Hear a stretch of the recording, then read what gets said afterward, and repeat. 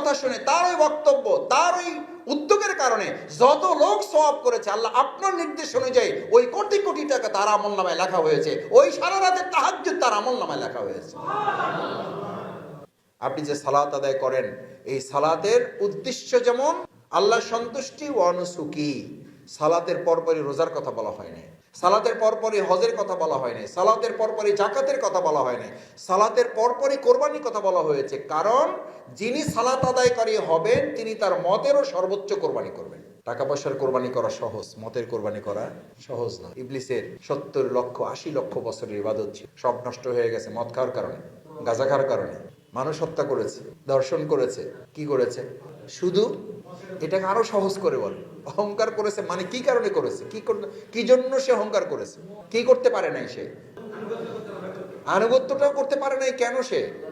সে তার নিজের মতের কোরবানি করতে পারে নাই। সে তার মতের কোরবানি করতে পারে নাই। সে বলেই বসেছে আনা খায়রুম মিন, আমাকে কি করতে বলেন আপনি? আমি তো তার চেয়ে ভালো, আমি তো তার চেয়ে ভালো বুঝি, আমি তো তার চেয়ে বেশি কাজ করি, আমি তো তার চেয়ে উত্তম, আমি তো আগুনের তৈরি, সে তো মাটির তৈরি। এটা হইতে পারে না। এই হইতে পারে না উপর ভিত্তি করে 80 লক্ষ বছরের ইবাদত শেষ হয়ে গেল।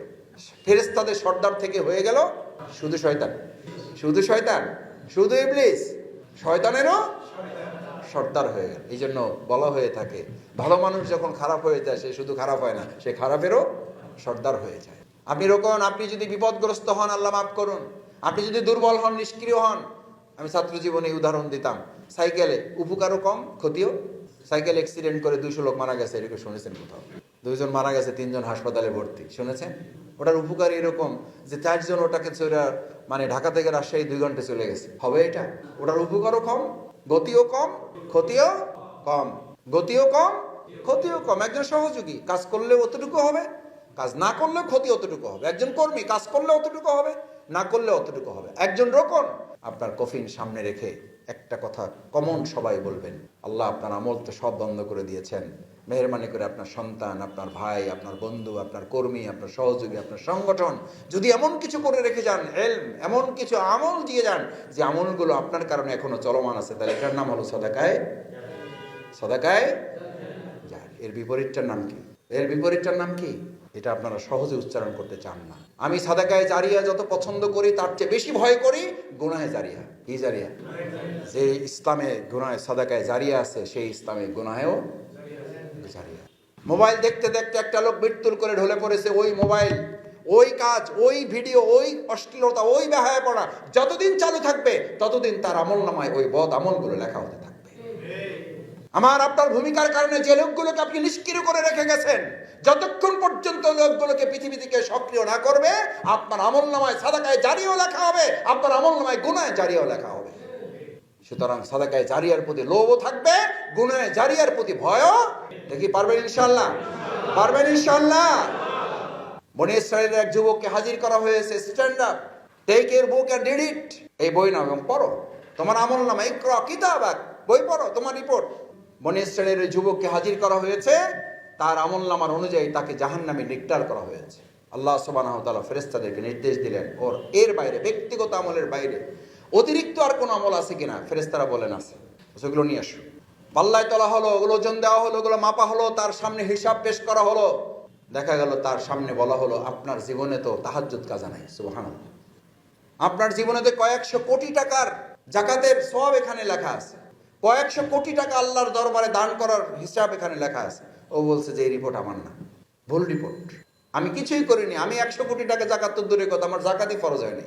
আমি তাহাজ্জুদ নিয়মিত কাজা হওয়ার তো দূরের কথা, আমি তাহাজ্জুদ মাঝে মধ্যে পড়ছি কিনা সেটাই তো আমার মনে পড়ে না।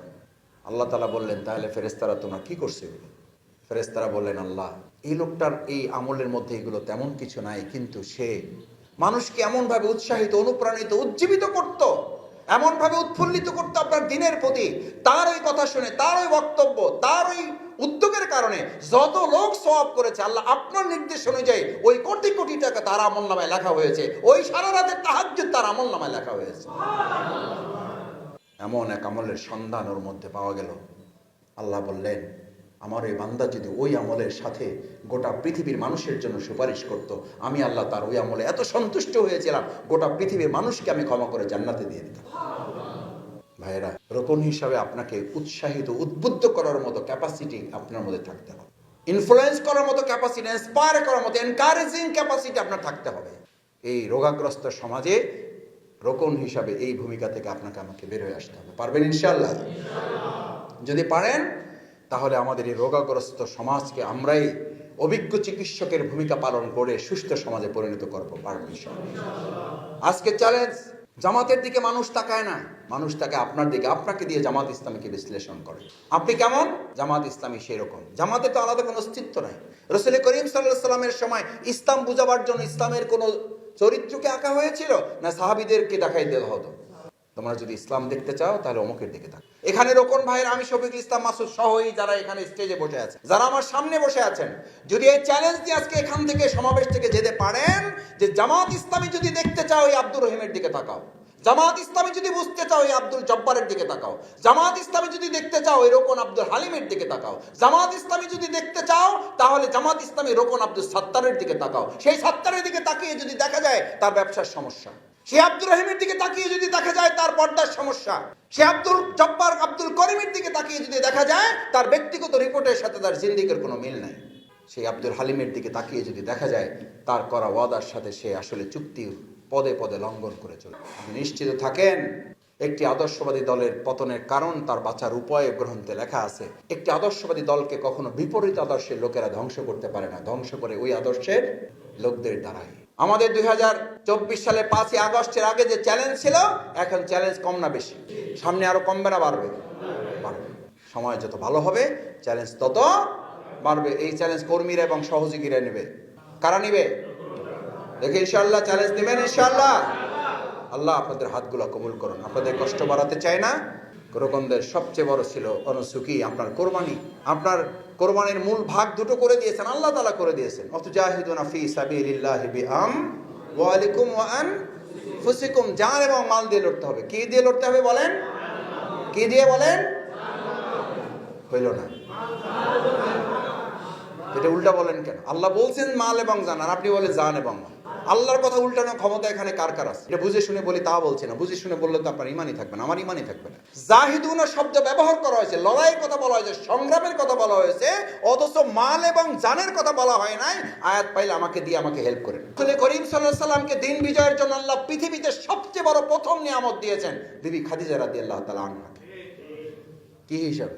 কি হিসাবে দিয়েছেন? ফাইন্যান্সিয়াল গার্ডিয়ান হিসেবে, অর্থনৈতিক অভিভাবক দিয়েছেন আগে, তারপরে আবু তালেব আব্দুল মোতালেব পলিটিক্যাল গার্ডিয়ান দিয়েছেন, সোশ্যাল গার্ডিয়ান দিয়েছেন।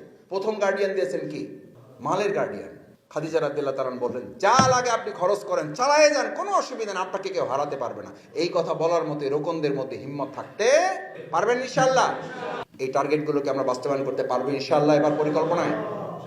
আল্লাহ সুবহানাহু ওয়া তাআলার কাছে সেই প্রত্যাশা ব্যক্ত করে আপনাদের সবাইকে আন্তরিক ধন্যবাদ, কৃতজ্ঞতা জানিয়ে এই বছরের 25 সালে যে টার্গেট রমনা থানা সাহস করে নিয়েছেন আপনারা, এই টার্গেট বাস্তবায়নে আল্লাহ যেন আমাদেরকে সাহায্য করেন।